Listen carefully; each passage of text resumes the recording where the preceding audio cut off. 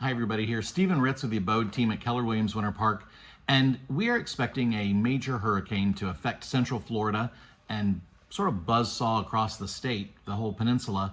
And there are a couple things that I just thought I'd get out there to help you remember to do in case this is your first hurricane that's affecting you since you've moved to Central Florida. We have a lot of new residents, and this is going to be a major effect on Central Florida, and we will more than likely lose power at least, and there'll be some strong hurricane gusts.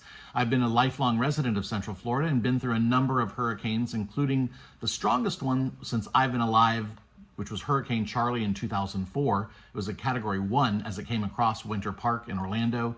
But here's a list of some things, just in case you forgot and the weatherman's not telling you. Have at least your medications ready for 2 weeks. Have those on hand. Also, freeze water in gallon freezer Ziploc bags. Don't fill them all the way full, but fill them halfway full, seal them tightly, lay them flat in your freezer, and that way, when they're frozen, you can easily put them in coolers and keep other perishable items cool, and you can use them as drinkable water later as well too. So that's something else to think about, Ziploc bags. Get some cash on hand. Go ahead and eat your perishable food now that's in your refrigerator and your freezer. For instance, I have my jumbo shrimp from Publix when it was buy one, get one free, and I have a pork tenderloin or so in the freezer too, so I'm defrosting those as well and maybe have that for the next day or two. So find and have ready all of your important paper documents. Have them in a Ziploc bag, have them in something that's waterproof, just at hand so you can get them when you need them. Fill up your gas tank for your car and fill up a propane tank because you may be grilling food after your power goes out. It's a great thing to do. The weather's supposed to be actually pretty nice after a hurricane. It usually is, so keep that in mind. So get some propane. ServPro is an emergency provider that I call often when I need help after a leak of an air conditioner, after a broken window.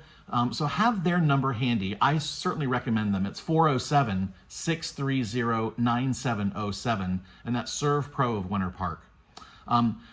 So if we lose our phones, if they go dead and you can't charge them, make sure to have already written down some crucial telephone numbers in case you're using another phone to call someone, because I don't remember anybody's number anymore. It's all in my phone. So write down some critical and crucial numbers of family members to let them know you're okay. Have a plan B. Where are you going to go if you need to leave your residence? If it gets flooded, if a tree falls through the roof, something like that. It might not just be hurricane. It could be something like your neighbor's tree falls down and you need to get out of your house.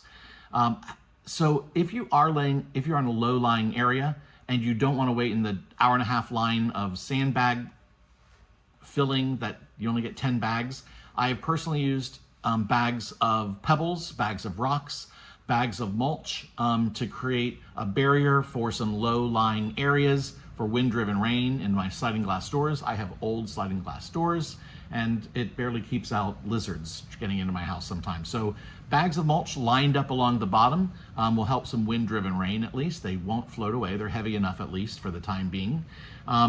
Charge your phone. Make sure to have, if you have any of those lithium batteries, charge your phone with that as well too. Don't buy expensive bougie bottled water. If you can't get the regular Publix water, if they're already sold out of it, go ahead and fill up pitchers of water. Oh, look at all those reflections. Pitchers of water are fine. Fill up cups, put them in your refrigerator, have them ready. Now, why do I need water afterward? Well, sometimes water main breaks or sometimes water treatment plants get damaged, and so the water is not coming out of your faucet, or it has a boil water alert. So those are things to keep in mind. You could also fill up your bathtub. Now, why do people fill up their bathtubs full of water? Well, it's to help flush the toilet. So you have a little bucket, you help flush the toilet with the bathtub water. If you have a pool and it's not too filled with debris, you can always use your pool or spa water as well too. Have, of course, candles, flashlights, batteries. Don't rely on your phone for the flashlight. Have a real flashlight handy. Take down any of the yard decorations that are out there for Halloween. We don't want a giant skeleton, flying through your neighbor's window. That'd be pretty scary. I've taken down all of my listing sign panels of the yard signs. That's the worst thing. If a big metal sign panel flies through someone's car window or worse, a house, and your name is on it. So I've taken all those down from the listings that I have. Don't forget to have your cat or dog carriers ready in case you need to evacuate. You can put them in there really quickly. And of course, have pet food on hand too, and ready to grab if you need to have that. So stock up on that. Those are just some helpful hurricane hints from a local who's been through it before. Hope that helps. Thanks, everybody. Remember, if you have any questions, Steven Ritz, 321-277-8271.